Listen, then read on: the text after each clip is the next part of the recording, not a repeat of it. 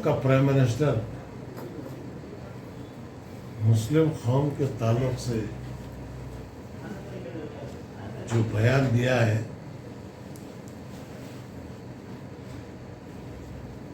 बड़ा तशवीशनाक,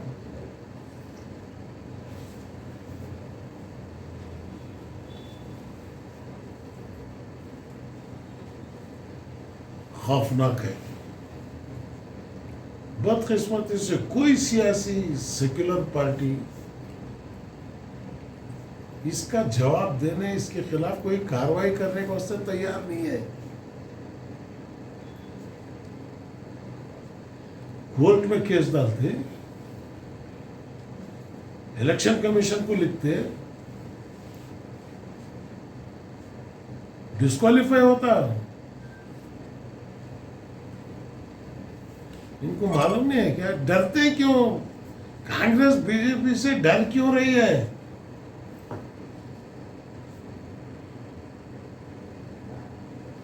सीए के बारे में बात करने ही तैयार नहीं। यूसीसी हाँ, क्यों?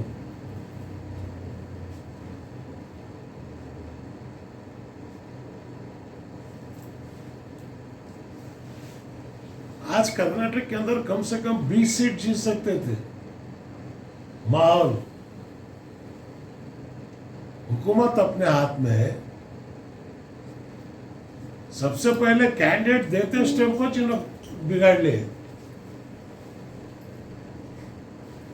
इसके बावजूद मजबूर लोग आपको वोट देने तैयार हैं, आप दलाने के लिए तैयार नहीं है।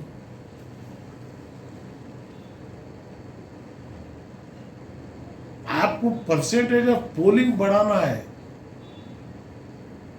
अकलियतों की, दलित की, बैकवर्ड की। इसके लिए आप क्या किए हैं? बूथ कमिटीज बना के, सोशल ऑर्गेनाइजेशंस को इन्वॉल्व करके, ह्यूमन राइट्स वालों को, बहुत सारे नेशनलिस्ट ऑर्गेनाइजेशन है। क्योंकि ये इलेक्शन पॉलिटिकल इलेक्शन नहीं है, हिंदुस्तान का कॉन्स्टिट्यूशन बचना है या नहीं, इसका फैसला करने वाला इलेक्शन है। दोबारा हिंदुस्तान में इलेक्शन चाहिए या नहीं, ये फैसला करने का इलेक्शन है ये।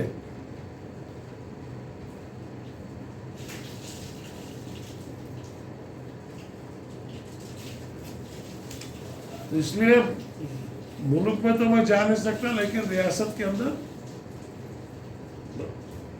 लिंगायत मठ के कई स्वामीजी ಒಂದು ಮೂರನೇ ಶಕ್ತಿ ಕರ್ನಾಟಕಕ್ಕೆ ಅವಶ್ಯಕತೆ. ಕುಮಾರಸ್ವಾಮಿ ಅದನ್ನು ಮುಳುಗಿಸೋದ್ರು, ಆದರೆ ನಮ್ಮಂಥವ್ರು ಅದಕ್ಕೆ ಮತ್ತೆ ಪುನಃ ಜೀವ ಕೊಡ್ತೀವಿ.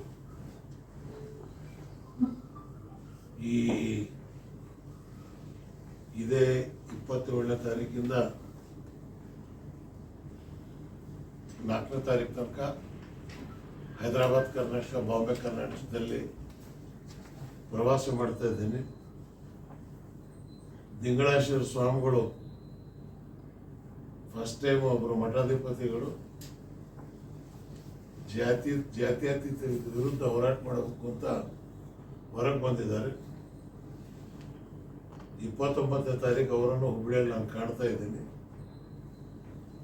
ಅವ್ರ ಜೊತೆಗೆ ಸೇರಿ ನಾವೆಲ್ಲರೂ ರಾಜ್ಯ ಮಟ್ಟದಲ್ಲಿ ಮತ್ತೆ ಒಂದು ತೃತೀಯ ಶಕ್ತಿಯನ್ನು ಕಟ್ತಕ್ಕಂಥದ್ದಕ್ಕೆ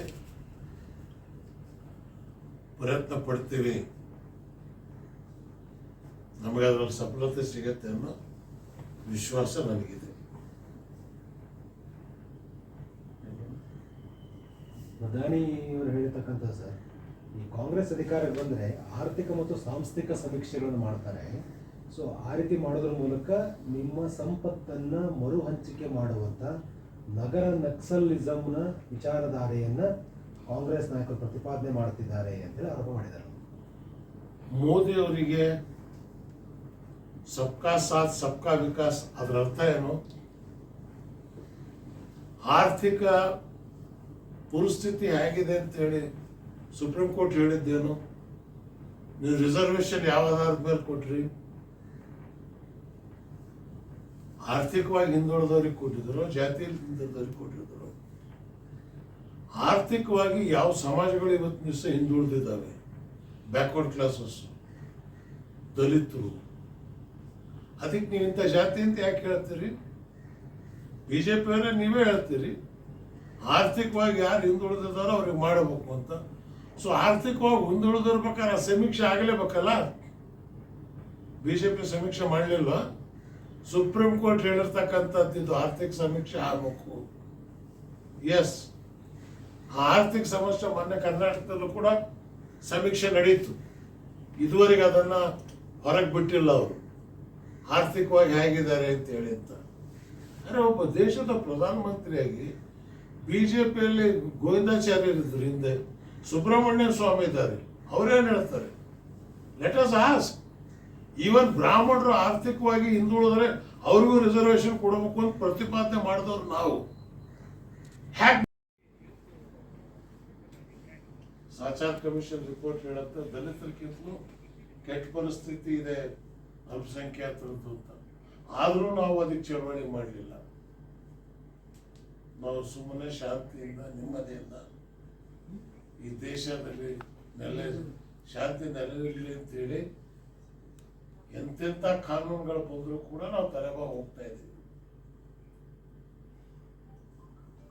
ಇದು ಬಹುತೇಕವಾಗಿ ಮೋದಿಯವರು ಈಗಲಾದ್ರೂ ಅರ್ಥ ಮಾಡ್ಕೊಂಡು ಇದಕ್ಕೊಂದು ಕ್ಲಾರಿಫಿಕೇಶನ್ ಅವ್ರು ಕೊಡ್ತಾರೆ ಅನ್ನೋ ವಿಶ್ವಾಸ ನನಗಿದೆ.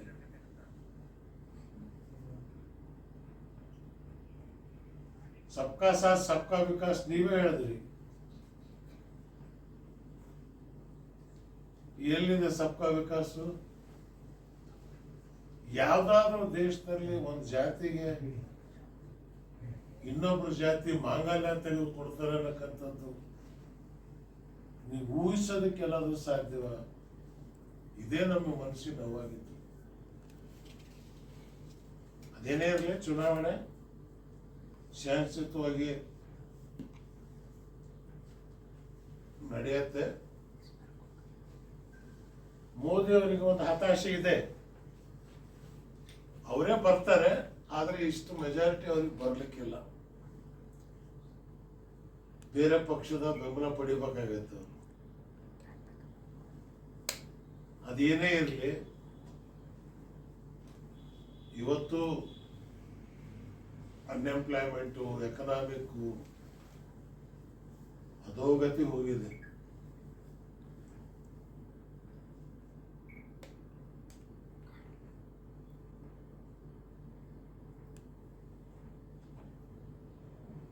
ರಾಷ್ಟ್ರದ ಜನ 100% ಮತದಾನ ಈ ರಾಜ್ಯದಲ್ಲಿ 26 ಮತ್ತು 7ನೇ ತಾರೀಕಿಗೆ ಮನೆಯಿಂದ ಹೊರಗೆ ಬಂದು ಮತದಾನ ಮಾಡಬೇಕು ಅಂತೇಳಿ ಕೈ ಮುಗಿದು ಪ್ರಾರ್ಥನೆ ಮಾಡ್ಕೊತೀನಿ. ಈ ಸಲ ಚುನಾವಣೆ ಅಂತಲೇ ಅನಿಸ್ಲಿಲ್ಲ.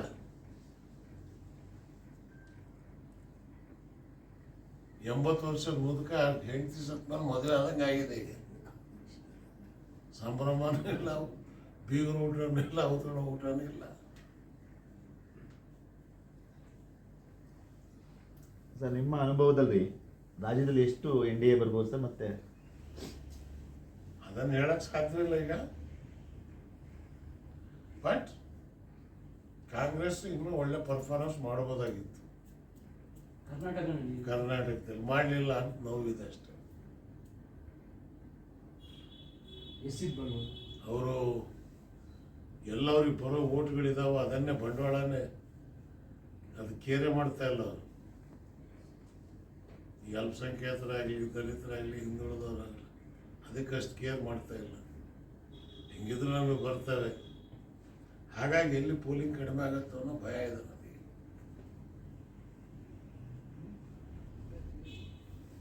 ಒಂದು ಮುಸ್ಲಿಂ ಏರಿಯಾದಲ್ಲಿ ಇವ್ರು ಓಟ್ ಕೇಳಕ್ಕೆ ಹೋಗ್ಲಿಲ್ಲ.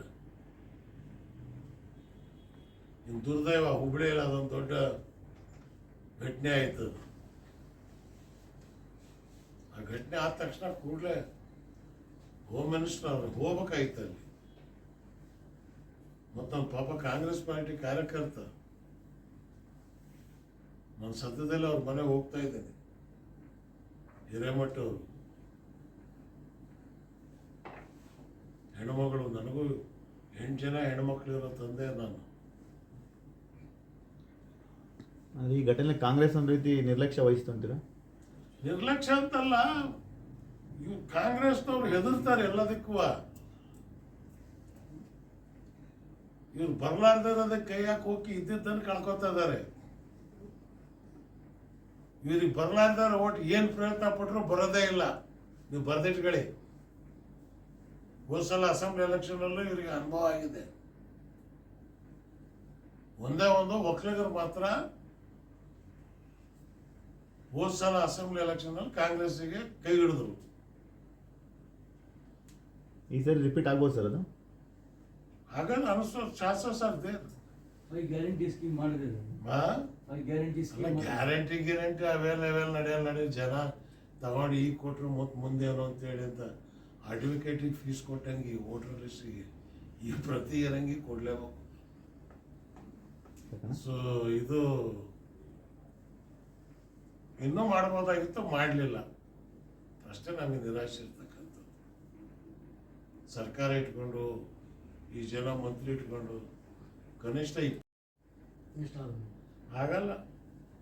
ಈ BJP 3 JDS ಕೊಟ್ಟಿರ್ತಕ್ಕಂಥದ್ದು ಅದು ಕಾಂಗ್ರೆಸ್ಸಿಗೆ ಲಾಭ ಆಗ್ಬೋದು ಅನ್ಸುತ್ತೆ. ಯಾಕಂದ್ರೆ ಅಲ್ಲೂ ಯಾರು BJP ಅವ್ರು ಮಾಡ್ತಾ ಇಲ್ಲ, ಹಾಸನದಲ್ಲಿ ಮಾಡ್ತಾ ಇಲ್ಲ, ಮಂಡ್ಯದಾಗ ಮಾಡ್ತಾ ಇಲ್ಲ, ಕೋಲಾರದಾಗಂತೂ BJP ಇಲ್ವೇ ಇಲ್ಲ. ಸೊ ಇವ್ರಿಗೆ ವೋಟರ್ಸ್ ಯಾರು? ಟ್ರಯಾಂಗಲ್ ಕಂಟೆಸ್ಟ್ ಆಗಿದ್ರೆ 4 ಸೀಟು JDS ಗೆಲ್ತಿತ್ತು. ತುಮಕೂರು, ಮಂಡ್ಯ, ಹಾಸನ, ಕೋಲಾರ. ವೋಟ್ಸ್ ರಾಯಚೂರು ಬರ್ತಿತ್ತು. ಮೆಜಾರಿಟಿ ವೋಟ್ ನಮಗೆ ಬಂದಿದ್ದಾವೆ. ರಾಯಚೂರು ತಗೋಬೋದಾಗಿತ್ತು ಇವರು.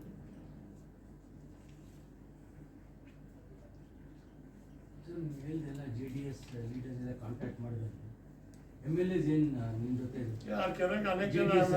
ಅನೇಕ ಜನ MLAs ಕಾಂಗ್ರೆಸ್ಸಿಗೆ ಮಾಡ್ತಾ ಇದ್ದಾರೆ.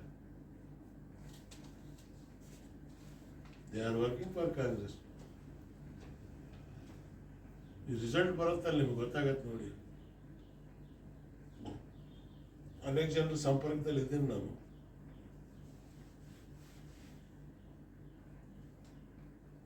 Thank you sir.